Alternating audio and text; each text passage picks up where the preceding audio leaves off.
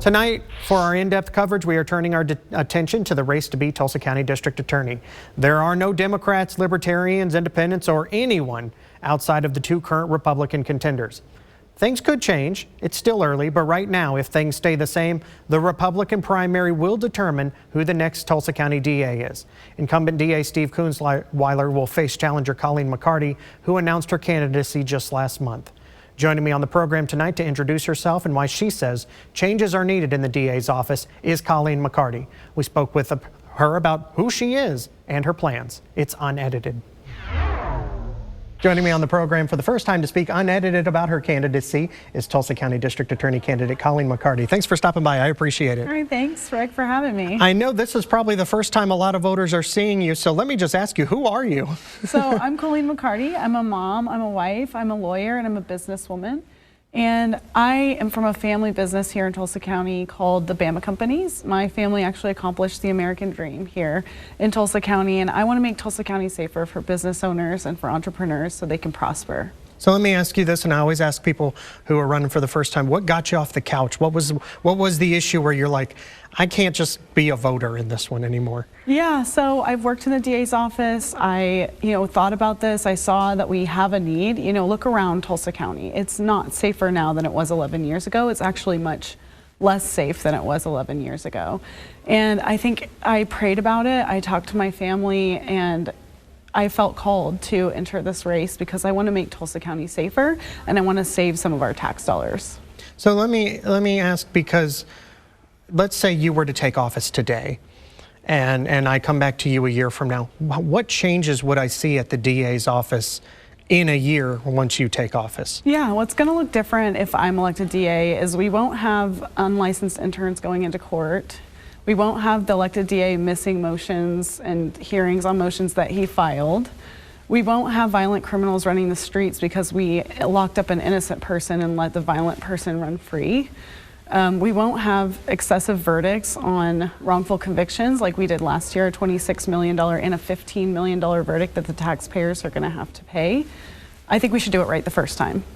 So this is a Republican Party race, and I just double-checked about an hour ago to see if there's no Democrat filing, there's no independent. This is between the Republicans, and the GOP has been with Steve Kunzweiler for years now. Why should Republican voters turn to you in this election, especially if the primary is the one that's going to decide who gets to be the next DA? Well, I think Republican primary voters should know this is going to be his fourth term. There are no term limits on DAs. There's a loophole where DAs do not have term limits.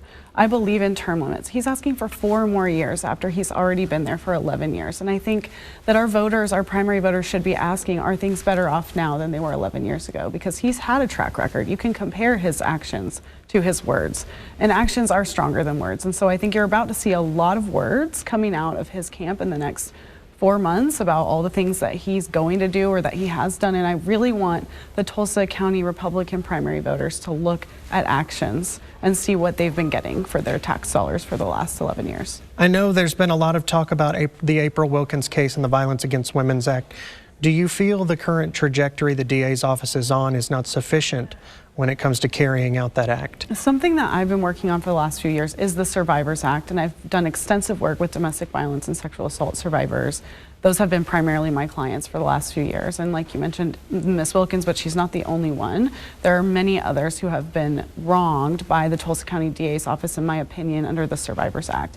He has fought those cases tooth and nail with our tax dollars, and these are oftentimes not violent people. They've been in for a very long time, and they deserve a chance at life. They deserve a chance at freedom, and he has spent our tax dollars keeping that from happening. So if you take office, would you be making new filings or trying to get her out? I actually would not be able to do that because I would have been on the defense side, and you can't be on both sides of a case. So I would have to recuse from all of those cases, but I would treat those cases very differently. So let me ask you this. We do have to deal with the McGirt decision on this side of the state. Where are you at on tribal issues and how the DA's office has been handling these things presently? So I'm a pro-sovereignty candidate. I believe that our Indian nations and our tribal nations have been here since time immemorial. They were removed to Oklahoma so that they could have their reservations set up, but they were here first.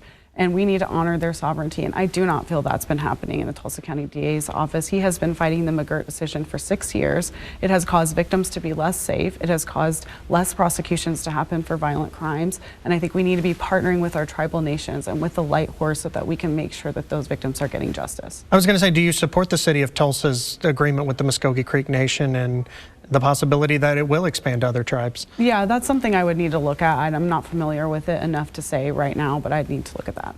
All right. I guess let's say, I mean, the primaries in June. Are you holding events, or how can someone get to know you better to compare the candidates? Yeah, they can go to McCartyForDA.com, or they can follow me on Instagram at McCartyForDA, or on Facebook, McCartyForDA. You can find it pretty easily. We are going to be having fundraisers and events coming up here. They're hosted by people who are supporters of the campaign. So if you want to attend any of those, you'll have to reach out directly to get an invitation. But I'm all over social media if you want to learn more about my campaign. Are there any other issues with the DA's office that you are running on that I have not asked you about that you'd like to address? I think my main two issues that the taxpayers need to hear about and the voters need to hear about are safety and money. So I'm going to make Tulsa County safer, and I'm going to save us money. All right. Thank you so much, Colleen McCarty. I appreciate it. Thank you. Thank you so much. Keep in mind, last week I had on Tulsa County District Attorney Steve Coonsweiler to address some of the claims made by his opponent when it comes to the Violence Against Women's Act and claims of mismanagement of his office. Those claims were made at the campaign kickoff by Colleen McCarty's campaign back in January. If you would like to hear his responses to those claims, we did give him equal time, and we have it for you on the Fox 23 News Tulsa YouTube page.